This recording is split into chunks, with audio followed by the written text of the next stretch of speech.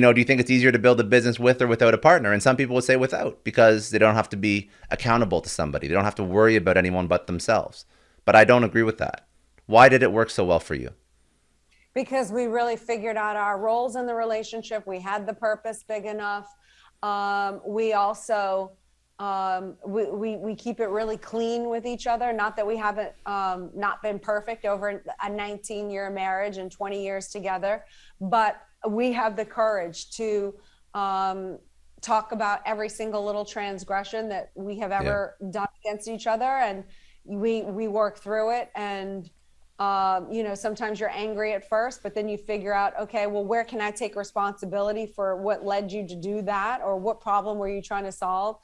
And then it makes us more fortified and more trusting of each other. And a lot of couples do little dings to each other, like they throw the penny, but over time, like the pennies, you've been hit by a million pennies, something's going to break or get hurt in your body, right? So people do a lot of long-term little things of, oh, I'm going to stay out, or I'm going to flirt, or I'm going to do this. Oh, it doesn't matter. So-and-so does it. It's, oh, have fun. Oh, I'm going to drink. I'm going to flirt. Oh, I get my wounds. But then you go home, and then that's sitting with you. And then you don't want him to know about it or her to know about it, because you're like, oh, I can't. So then it creates more distance, because now you're hiding different things from each other. Do you know what I'm saying? 100%. And then you become individuated and isolated. And the more bad things that you do to a person, the more you withdraw from them. But here's the worst part. The more, in order to justify that you've been doing the bad things to that person,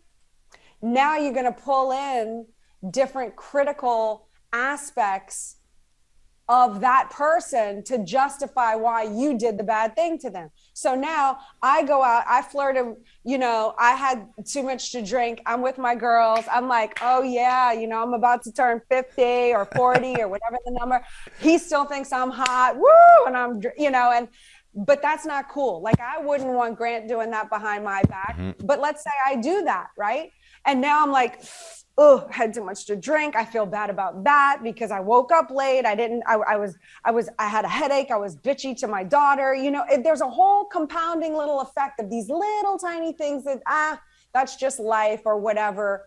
But now I've done that, like, let's say to my daughter, to my husband, my own self-integrity. Let's say I already had a commitment. I don't drink. And then I did. So now I'm like affecting myself. I'm affecting my husband. I'm affecting my daughter from that one little thing that I did. Yeah. And now I'm keeping it a secret from everyone. Now what do I have to do? In order to justify that I did this horrible thing to all these people involved, now I have to go back and say, well, you know what? He doesn't pay me attention. He's a jackass. He's always trying to tell me what to do. He didn't compliment me. He walked ahead of me on date night, instead of walking with me. All the other guys walk with their partners, but not Grant. He's like, he's misogynistic. Like, he asked me to make him something to eat. Like, I'm like, what am I? Like, my time's not valuable. You understand? So I have to start pulling in all these negative things about these people to justify that.